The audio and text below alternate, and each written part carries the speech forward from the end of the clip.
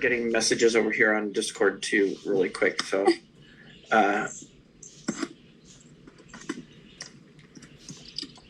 hold on, let me just resolve this so I can focus. My apologies. No problem. You're okay. Okay, there we go. All right, so what I can do until you get home, Val, is I'll just share some overall things, and then won't engage you in kind of discussion because we don't want any emotionality while you're driving. That's not safe. Yeah, no, I agree. Okay, so first I did review everything, and so what I'll share a little bit about is my biases on how I am a certified mindfulness-based addiction and trauma therapist. I'm also a certified sex addiction therapist and a certified what's called partner trauma therapist or betrayal trauma therapist. And I've written a few books, and I'm also a survivor of sexual abuse. I've been raped twice. I've been repeatedly molested throughout my life. That spiraled me into addiction myself, pretty severely, to where I ended up in an ICU unit, had to learn how to walk again and do all of this stuff.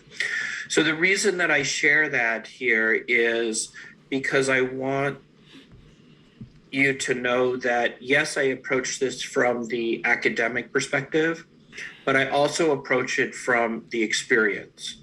Like, it doesn't do a lot for me. It didn't do me a lot of good when everybody told me from an academic perspective. I really needed somebody who had been there and been in the trenches to understand what was going on with my mind. And that's part of the reason why I share with other people, because I can only share what worked in reference to my life, and hopefully that works and helps for other people. That being said, I am also a licensed marriage family therapist, but of course this isn't a therapy session. This is more of a coaching session, which means I'll be a little bit more directive and doing a lot more educational stuff.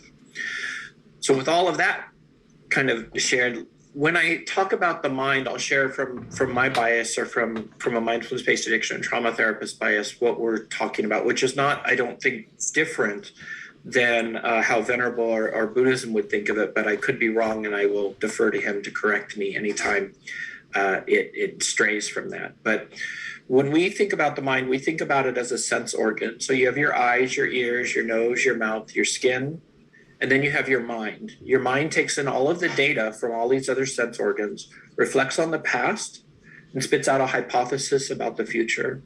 That hypothesis is never correct. It's always skewed through the lens of our past.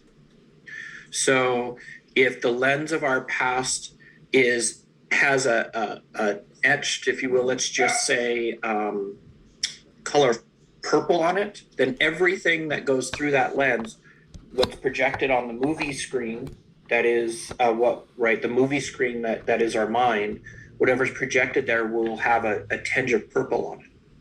And we won't be able to be aware of that purple color because it's what we've seen as the projection of our mind our whole life. So it will skew everything that we do and everything that we see. To give you an example, a much more concrete and simple example would be, let's say we have little Johnny, and little Johnny grows up, and every time his mom says, "I love you," she smacks him across the face. Days turn into weeks, weeks into months, months into years, years into decades. And every time little Johnny hears, "I love you," gets smacked across the face. Johnny then grows up, he goes off, he meets the person of his dreams. He falls in love with them. They're sitting there one night under the stars, and the person turns to Johnny and says, "Johnny, I love you." What does he expect? Well, of course, he expects a slap. If he doesn't get that slap, his mind will say, "This person doesn't love me. There's no way that they could love me because they didn't slap me." And then he will find an unconscious mind will project stories and ideas that unconsciously push him away from the relationship and sabotage it. Is that making sense so far?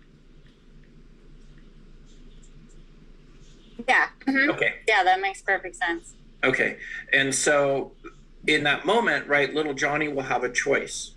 he will either have to go against everything his mind is telling him and just believe he's loved, even though his mind is highly reactively driven and shouting at the top of his lungs, there's no way that this person could love me. Or he'll have to leave that person and go find another person who will slap him, right? And when he finds that person that slaps him, inevitably he'll come in to see somebody like me and say, I don't get it, Darrin. Why is it that every person I meet slaps me when they say I love you? I don't understand that. And then it would be my job to help him learn how his mind is projecting these hypotheses based off of the causes and conditions of his past. Fair? Yeah, that makes sense. Okay. Well, now let's take that and extrapolate it to your current situation. And I just want to re-verify I have permission to share this information, right? The information you shared with me, Val? Yes, I would like to, in regards to the names, just to protect, well, I don't necessarily like to protect abusers, but I do follow and study Buddhism. So on the spectrum of loving kindness, I would just like to use the first initial of their name instead of their full name. Okay, I probably won't even use a name, if that's okay. I'll just kind of say, this is what happened to you, or this is, and then if it gets a little confusing with names, then we'll where we have to use names, then we can kind of talk about that. But so what happened to you? Let me just quickly check in, Val. How old were you the first time you were abused sexually? I think I was 12 or 13. It was 2006 from what I remember. Okay, and you're how old now? I'm 29 now. 29, okay. Yes. So about 12, 13, 11, 12, 13, that's when you're just starting to learn what sex and sexuality is, and you're starting to discover these urges and these sensations in your body. So what happened for you, right, is that when that person violated that process for you and violated your body, they took that opportunity from you to discover these things on your own. And they programmed, those causes and conditions programmed your mind to relate to your body in a sexual way and it with certain parameters that you didn't develop yourself, but that were put on you. And that's kind of the definition of abuse. Make sense?